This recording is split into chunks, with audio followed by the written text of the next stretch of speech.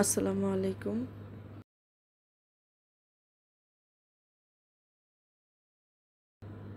এখানে আমি একটি কাঠ পেপারের পিছনে যে গ্লো লাগাইতেছি, এটা মূলত একটা আর্ট পেপার আটকানোর জন্য। আমাকে একজনে এই আর্ট পেপারটা গিফট করছিল প্রায় 1 বছর আগে। তো আমার মনেই নাই, আমি ড্রেসিং টেবিলের উপরে রেখে দিয়েছিলাম। একদিন পরিষ্কার করতে গিয়ে যে দেখি এখানে পড়ে রয়েছে, ভাবলাম যে আসলে এটা বাসায় কিছু একটা করে টানায় রাখি, ভালো লাগবে। তো আমি আসলে জানতাম না কোথায় কি এভাবে বাঁধা, আর্ট পেপারগুলো জানি না, সে বিদায় ভাবলাম যে নিজেই চেষ্টা করি, দেখি পারি কিনা।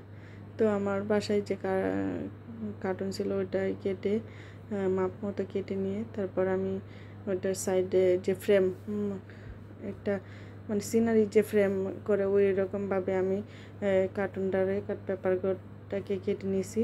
তারপর করে কাঠ পেপারটা কেটে নিয়ে কোনাগুলা যেভাবে ফ্রেম তৈরি করে এভাবে আমি সবগুলো আমি মেপে তারপর কেটে নিয়েছি।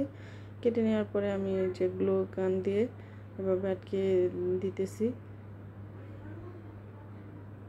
এই যে আমি সব দিকে এভাবে একটু বেশি পরিমাণ গ্লো গান দিয়ে আটকে দিতেছি যাতে না ছুটে আসে।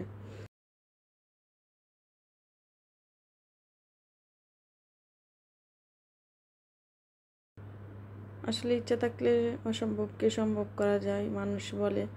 তো আমি আমার বাসার তো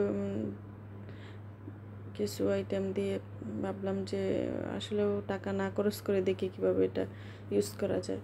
তো আমি এই যে আমার হয়ে গেছে এটা ফ্রেম তৈরি করার ছবি আমি আটকে দিয়েছি।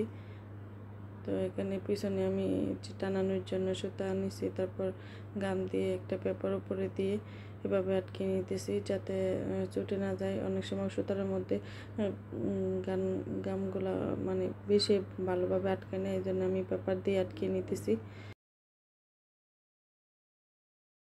আমি খুবই মানে ধীরে সুস্থে কাজটি করছি যাতে বাঁকাতারা না হয়।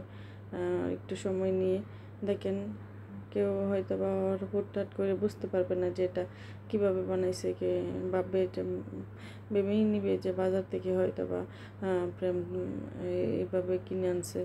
তো যাদের কাছে আমার এই ভিডিওটা ভালো লাগে তারা নিশ্চয়ই লাইক কমেন্ট শেয়ার করবেন। থ্যাংক ইউ সবাইকে। আল্লাহ হাফিজ।